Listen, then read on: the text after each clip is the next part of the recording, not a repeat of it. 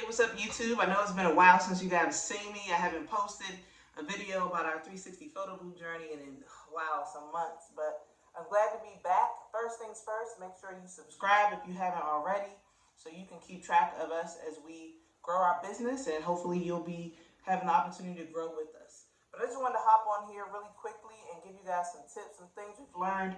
We started our 360 photo booth journey back in June of this year. Started around the Juneteenth holiday, and since then we've done about 20 or so events, and we've learned a lot. We've made a lot of mistakes, and so in order to keep you from making those same mistakes, I'm hoping that you can learn from what we've, learn from our mistakes. So first things first, I wanted to say, make sure before you do your first event that you practice, practice, practice. Don't do like we did. We literally got our booth 1 week and had an event by the end of that week, and we were up early Saturday morning. Like, we had like Thursday through Saturday to figure out how to put the booth together, figure out how the software work, figure out all of these things in a matter of a couple of days. I would say practice, practice, practice before you do your first event.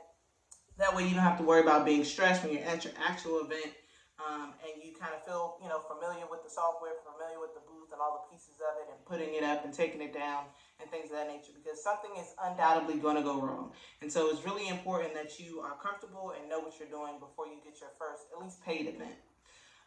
The next thing I would say is building in time so that you can make adjustments throughout your event. So one of the things I learned from having done some events and feeling kind of rushed and pressured, like when I'm putting everything up and maybe people are standing there waiting for me to start the booth, is that I would just go ahead and take off running, and not one, do some test runs with just me, and then two, fully watch those test run videos through. So there were times where I would do a test run, take a look at a couple seconds, like, okay, I'm good, ready to go. And then at the end, when I sat down and watched all the videos from that event, I noticed like, oh, I probably had the phone placement a little bit bad. I could have made some adjustments, but I missed it because I was rushing and wanted to hurry up and let people start the booth. Here's the thing, I try to focus on quality. I want my videos to be something that the client loves, and two, something that I'm comfortable posting up on our social media so that we can get more clientele. And so it's really important just to make sure you're putting out quality products. So I would just say, make sure you're one, building in time at the beginning, and two, throughout the event, maybe I'd say every 2 hours or so, maybe build in about 10 or 15 minutes for a technical break or bathroom break, whatever you want to call the break. Just have some time so that you can make any adjustments, have some time to review, the first half of the videos that you saw, or the first half of the event videos, to see if there's any adjustments that need to be made. And I don't know about you, but if you've done any events with GoPro, I got, burned a couple times, like halfway through the event, the GoPro just stopped connecting, and I was, kind of frantic, and instead of just saying, hey guys, give me about 15 minutes and come back, I kind of tried to rush and, do some makeshift, or, switch really quickly and make some adjustments on the fly. And I found that, if I just let people know, hey guys, we're taking a 15-minute break, come back. At that point, we'll, start back at the booth. And if I've already built that into the contract, so it's not a surprise for the client, I think everything would just have gone smoothly. Of course, hindsight is 2020. So now, when I had those long events, I try to build that into my contract. Plus, it's just, after you've done 3 or 4 hours, if you have a steady stream of people, it's just kind of good to have a break. I just think that's a reasonable expectation for anybody working. One thing I also noticed from having doing some outdoor events is making sure that we were on even ground. What I noticed is that if I was in the grass, it's kind of harder to achieve this. So I saw some suggestions in some of the Facebook groups that I was on of using plywood or some type of platform to make sure that your booth is even, because I did an event where I was in the grass, and again, frantic rushing at the beginning, had everything set up, and then, press the remote to start the booth, and the arm wouldn't move. And then at that point, I'm like, oh my gosh, is my booth broken? And, again, when you're in the moment, your brain just got, you get all these ideas, and you're frantic, and you're trying to figure out what is wrong. And then it came to me, hey, let's move over to the area where they had a porch and some stone, and, it was kind of smooth. We moved over there, everything worked perfectly.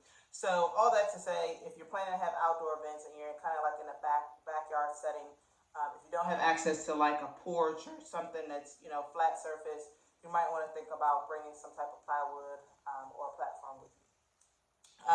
Another thing that we think is a good tip is that you should have probably 2 people at your event. I find it very hard as a woman to man the booth one person because typically I'm doing the actual operation of the booth, and then my mom or my sister or whoever's helping me out that day will manage the prop table. And I find it very hard because a lot of kids or just people in general they'll hop off the booth and just walk off with your props. A lot of times not on purpose, but they just probably forget that they have it. So it's always good to have 2 people, and it's also great to help with the setup and the takedown because again, that's kind of a lot for one person to do. Another tip that I would say is make sure you get your overlay done at least a week out before the event. I ran into a situation where I was going back and forth with a client the day of an event. And again, it was added stress. It was unnecessary stress because I should have just got it done before and got it, approved a week before. So that's what I do now. I'm like, hey, there's no point in waiting till the day of going back and forth when I need to be prepping for my event, making sure all of my supplies and everything, is good to go. I don't need to be worrying about the overlay. That's easy. Let me get that out the way. So from now on, I try to, I give the client like 2 or 3 options, and I say, hey, I like to have this finalized by so-and-so date, and I just make sure that's about a week out from the event. And then the last tip I'll give you is whenever you're doing your payment options, so typically we do Cash App, Zelle, and we offer Square. At first, I was eating a lot of those fees that were starting to add up pretty quickly from Square. A lot of people like to use that because you can do the credit card versus if you're doing a Zelle or the Cash App, typically it's a debit. And so at first I was like, it's not, what's 2 or 3%? But then when you start to, count up all the money that you're leaving on the table over multiple events, it starts to add up pretty quickly. So just make sure that when you're doing your contracts and you're taking your payments, that you let people know, hey, this payment option does have a 3% or 2%, whatever the fee is associated with it, if you like to use that option. And, that way you're covered on both sides.